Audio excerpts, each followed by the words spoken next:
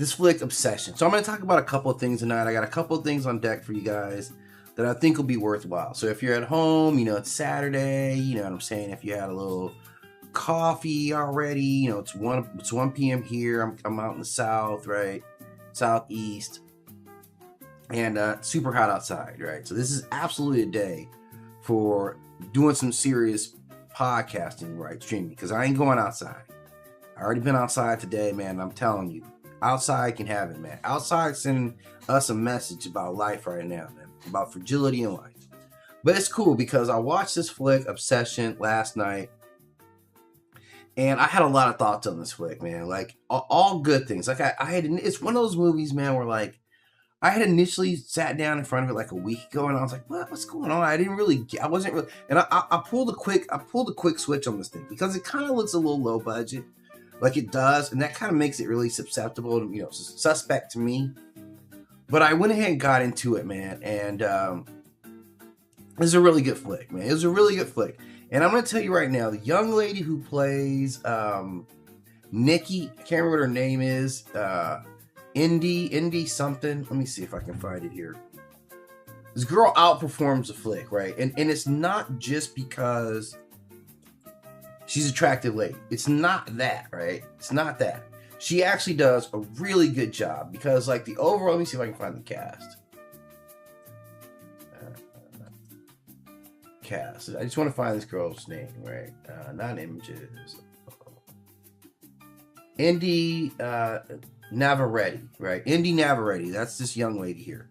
And she gives a great performance because she's able to switch on and off emotions like on a dime. Like she is almost like, I'm not going to put her up there with Anthony Starr, obviously Homelander, but she's got some skills, right? She's got some skills.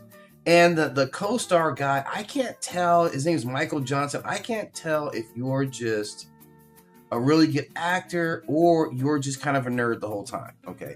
So I can't tell whether he's doing a good job or whether you're just, like, this is just how you are all the time. He's one of those actors, right?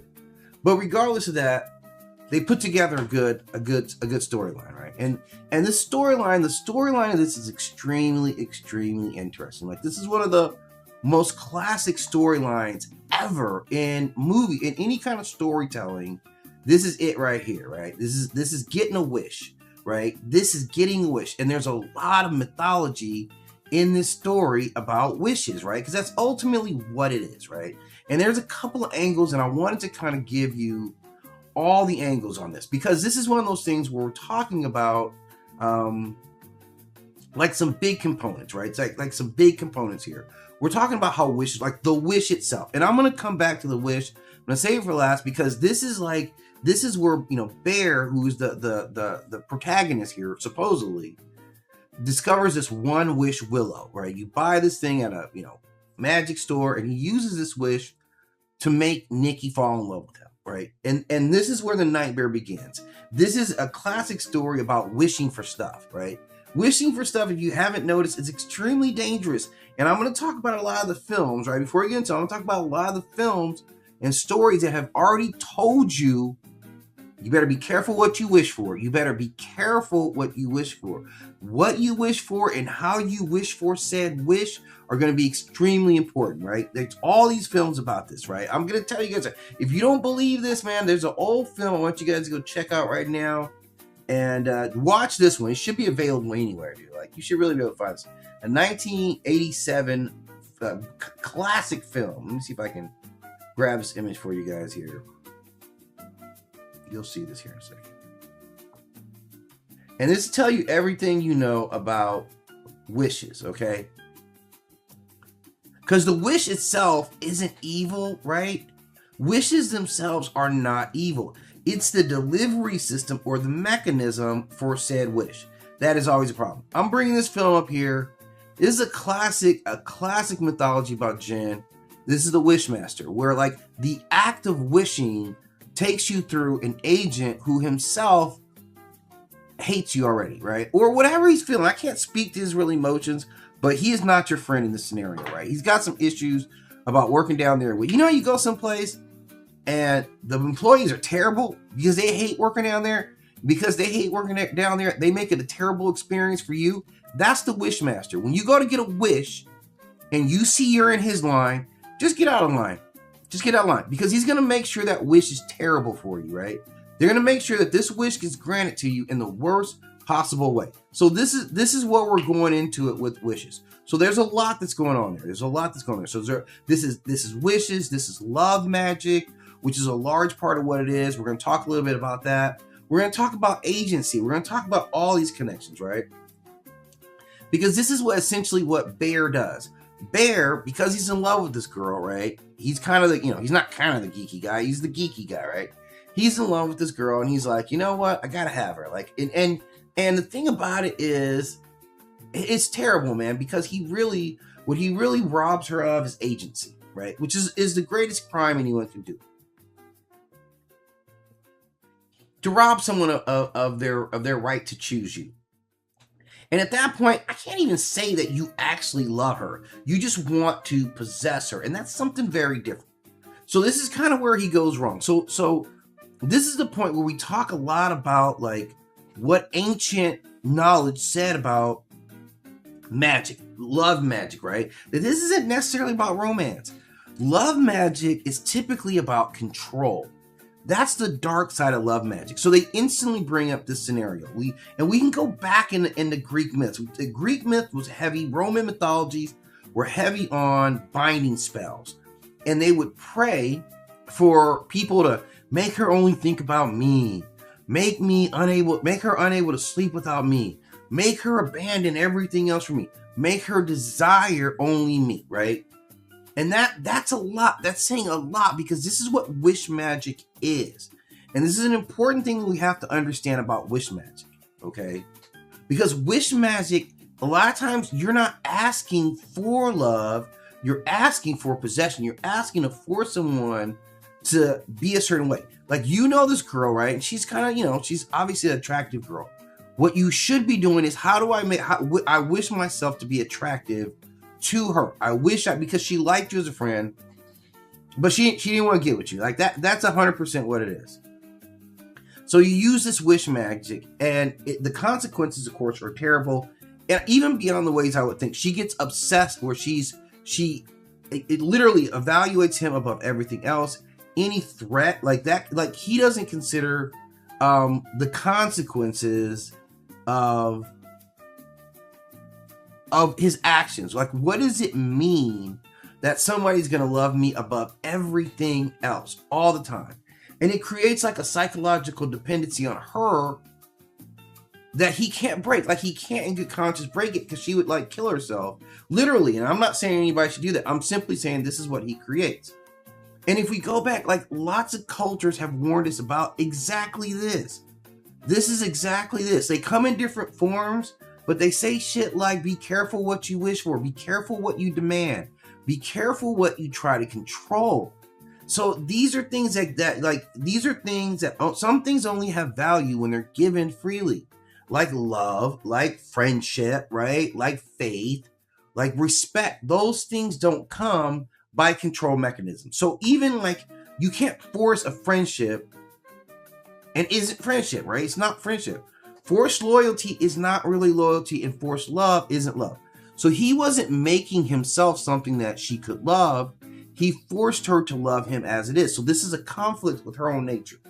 And we see Nikki start to deteriorate because of what he's doing to her brain, right? Like, this is what he's doing. He's really jacking up her brain here. So it makes a great mythology. It makes a great story, because we see a lot of this, behavior reflected in other mythologies outside. Like I said, we're going to talk about the monkey paw, and we're going to talk about the djinn. Obviously, I'm bringing them up for a reason, because I'm kind of working through this as I'm percolating through this thing right now, right? So this is kind of where it is. This is kind of how he comes at her. Now, there's a lot that goes into just doing that, because really what he robs her of is agency. That's the main thing. That spells like this that are binding, I'm forcing you to love me. I'm robbing you of the agency to make a choice. Now, when we talk about this mechanism, now the mechanism that he does all this is a really simple spell. He finds this thing like at what you would look at as like a, hot. I don't want to say a Hot Topic kind of story. I guess it was clearly deeper than Hot Topic, but it's kind of a man. I don't know. I guess it's a witchcraft store, like a shop where they sell you like witchcraft implements and things of that nature, right? So he gets this one wish, this one willow, right? Basically, this willow is, you know, obviously from willow tree, and you snap it and you make your wish, and it grants your wish. Like this is a bigger view. If you need to see this thing, like this is the larger view of this thing, right? So you get this thing. And I don't know how much you pay for it. This guy didn't seem like he was rich. And I think, man, you guys would be so... If these things were any good, they'd be $1 billion, right? So the fact that it doesn't cost $1 billion should tell you that there's something terribly wrong with this. Because one of the characters in the film literally wishes for $1 billion. And I think he gets it. We just see money coming down. We just see money coming down. And we hear him later saying, come on, it's real. So, if a thing that grants wishes only costs you about $850, don't buy it, because that's going to be a terrible, terrible reality-altering implement that you're going to have. It's going to be the worst reality-altering thing in the entire universe. Is this $8.50, you know, magic wishes that you bought? Wishes aren't that cheap, okay? Wishes are never going to be that cheap. Wishes always come with a much higher cost. But there's significance in this willow. Like, first, there's a lot in this willow. There's a lot in the willow itself. The fact that it is a willow, and it's literally a willow stick. I wish I had a picture of it, but it's literally a willow stick that he pulls out of there and he snaps it. And this is where it starts to go. It's kind of representing, you know, the entirety. It's not a demon. It's not a god. It doesn't present those things. It stays within, you know, the magic being unto itself. And the willow itself is a very deliberate choice. That's not by accident. It's actually really, really insightful lore writing. Because across a lot of folklore, especially here in the States, like willows themselves, the willow tree is associated with liminal spaces. Like that thin space between this world and right? Everything else that's over there, the afterlife, all that stuff that we don't want to mess with over here, that's what the willow represents. It's at the liminal spaces that everything gets close. So now we're talking about spirits, like it's associated with spirits. You know, you've seen like the weeping willow trees. They look like they're sad, right? They're associated with grief. They're associated with mourning. They're associated with enchantment. Like this is natural to it. So unlike oak itself, like we know the oak, it represents like strength and kingship. A willow is typically associated with emotional states because it bends, because it droops, because it hangs. Visually, you look like sorrow. You visually look like sad. Like if I was going to name you something, I would have named you sad tree. And so this was an important thing. Now there are lots of liminal spaces, and we see those things happen in movies all the time. Like The Mirror, right? Like caves are liminal spaces, especially if you go to Greek mythology. If you go to Greek mythology, you always go to some cave, and if you go further enough in cave, you come upon Cerberus, because now you're in the underworld, right? So that's what a liminal space is, a thin layer between this world and or everything else. Maybe that other space you're going to is good. I never see the liminal spaces take you anyplace good. I haven't seen one yet. Maybe they exist, right? Mirrors are the same way. It's the same scenario in which you summon D-Man, right? I'm not saying the name, but you know when I say D-Man, right? And you summon him in the mirror, you know what I'm talking about. I'm not wasting them names, right? I'm not putting it out there because he might be like, right? That's how I imagine Candyman. I imagine Candyman's like, right? I imagine Candyman like on Reddit, like seeing if people were talking shit. That's what I imagine Candyman as. Like, okay, all right, I already told you, keep my name out your dental mouth, out your dental work, right? So that's kind of how I see it. So the liminal spaces, wells are liminal spaces, and that's important. Like I'm going to give you guys an example of a well.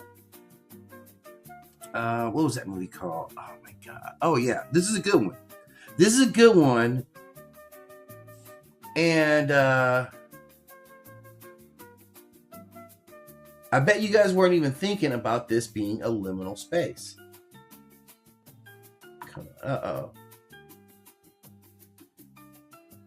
This is entry. Okay, this is entry. Let me grab this image. This is just taking a little bit sec. Calm down, all right? It's gonna be all right. Okay. You guys remember this flick right here? Oh, come on. What the hell is this? You guys remember this flick came out? I think the original one comes out in like 05. The Ring, right? And the Ring is seriously talking to you guys about liminal spaces. Now, this is an interesting thing because obviously we see the ring itself representing that well that she's in. So that well in itself is really old in storytelling of a liminal space. It totally makes sense.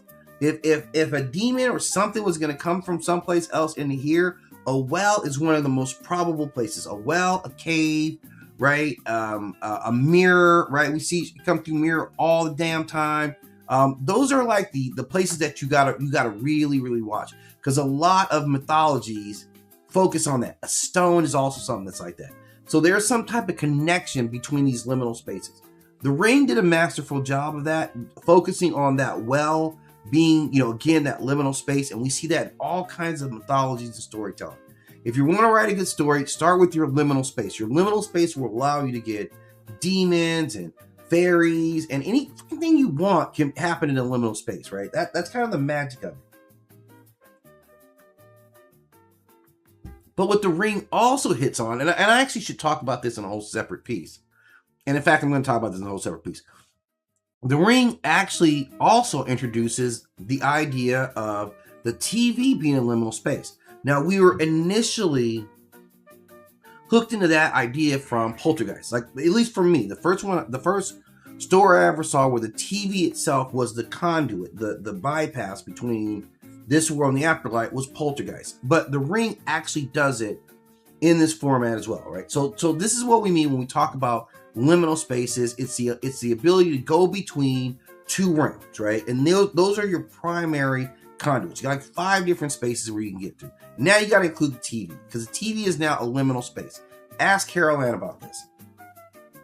So this is one of the big mythologies that's buried in the story, is about the willow itself. Why they chose the willow shows me that the writer or the director, whoever it was, has a good understanding of mythology itself to choose the willow being this conduit for wishes.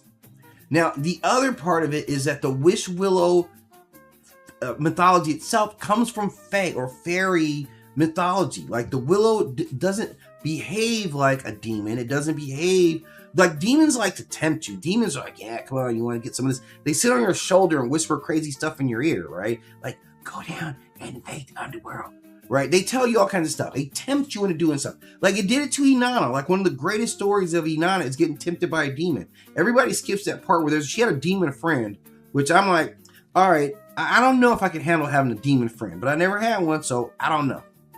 But demons tempt you. Like, willows don't do that. This is the willow tree. It doesn't do that. It simply grants you what you ask for.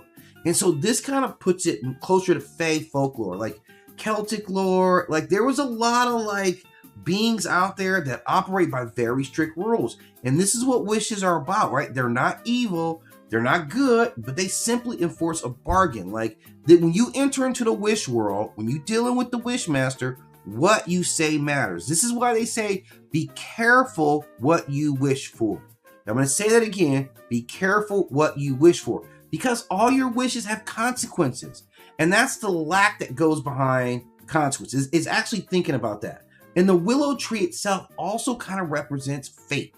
This is a secondary interpretation, that the willow itself, it may not be granting wishes, it's revealing truth, right? It doesn't create Bear's desire itself.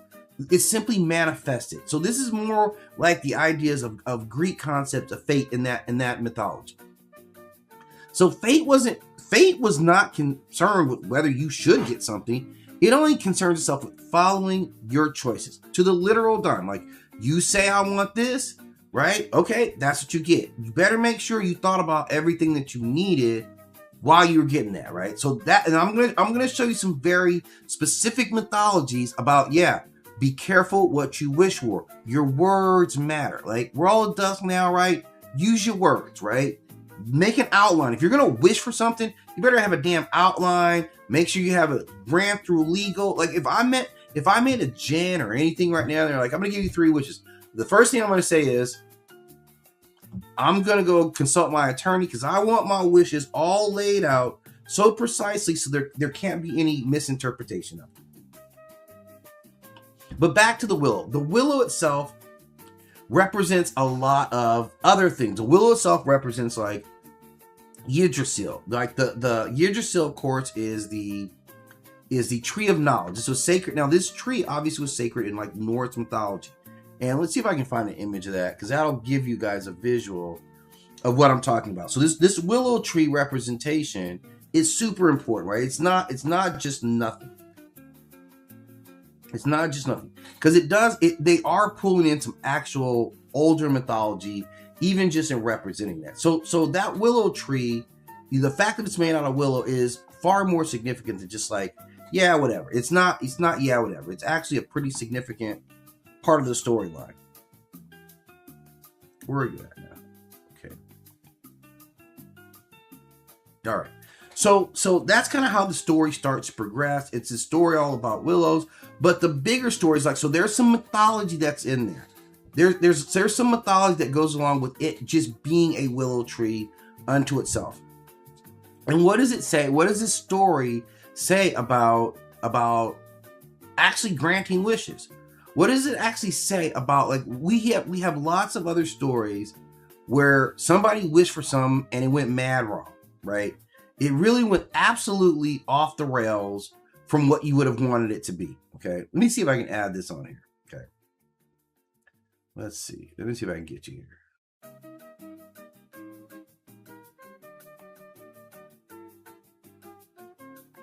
You know what? I don't do that. You know what? Let's do this. This will be easier. I'm sorry. I don't want to share my whole screen because, let's be honest, guys. So this is going to be the first one. Let me grab this for you here, and I can put this image up here for you guys. This is all about like ancient people have been telling you guys about wishes forever. And this is going to be an old tale. I'm sure everybody's going to be familiar with this one here.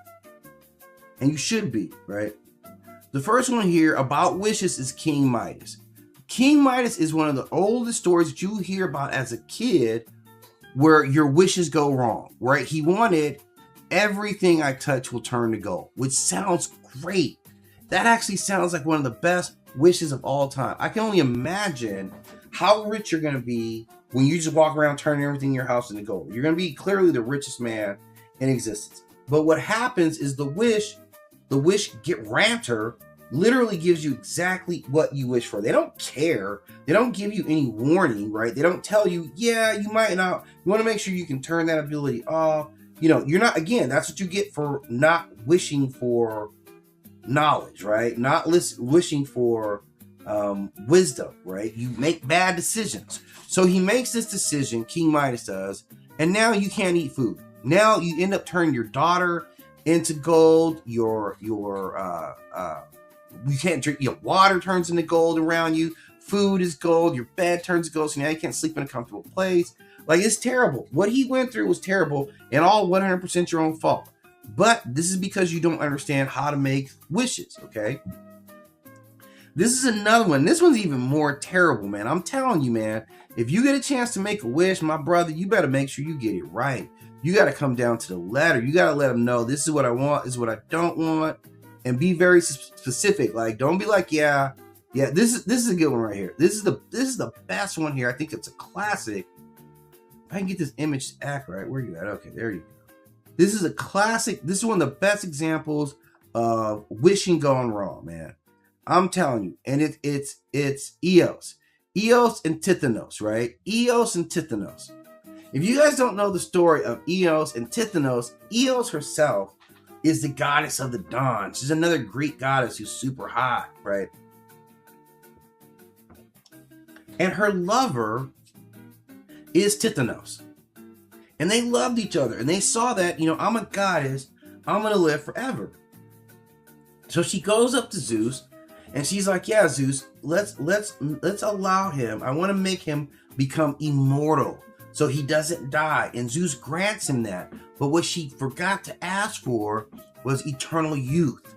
So now he just lives forever, but continually getting older and older and older. So this is a very dark side of lacking foresight into what you actually be wishing for. Like, you can wish for some stuff and it turned out to be an absolute freaking catastrophe. Okay, there's another one here. Like, yep, there's more. Like, I know it seems like, man, there should be more stories about people getting wishes. Well, there are. There's a whole lot, and none of you guys ever read them. Because if anybody gets a chance to get a hold of a genie right now, or a monkey paw, I already know what you guys are gonna do. We're gonna be living this whole movie all over again, because I know exactly what you guys are gonna do.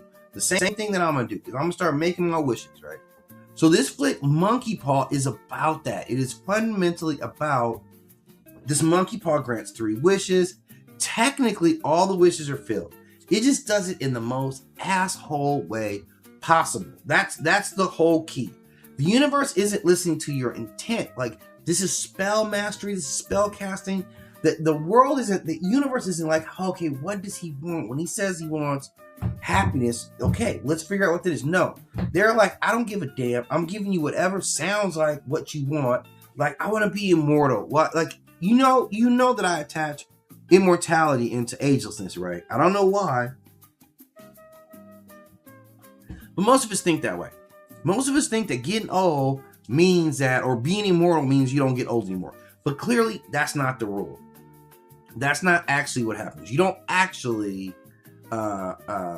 get to be immortal and not age, right? So that's clearly what the Greeks told us in this story, and they know more about it than I do. So I'm going to go ahead and accept that.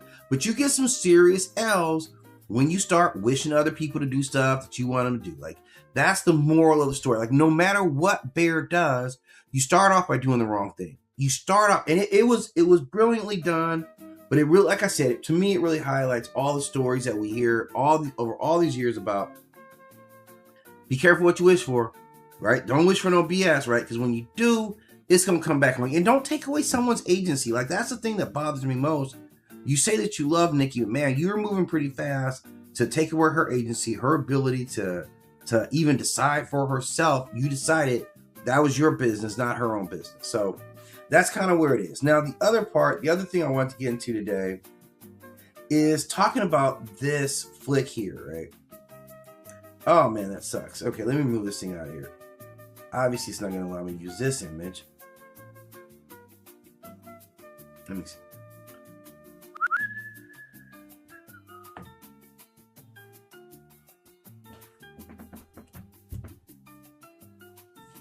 Let me grab an image for you guys here.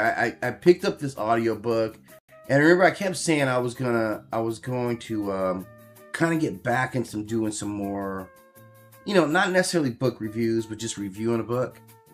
You know what I'm saying? Like, not giving my opinions, but just kind of telling you what I think about the book. That's kind of what I'm doing right now. So I picked up a new book, and I cracked this one open, and you know what? I'm going to tell you about my whole experience here, right? Like, this whole book was a whole experience. And that in itself is a good thing. A book is supposed to be an experience. But goddamn. So I picked up this Wonder Woman book. Jeez, what the heck? How are you not able to...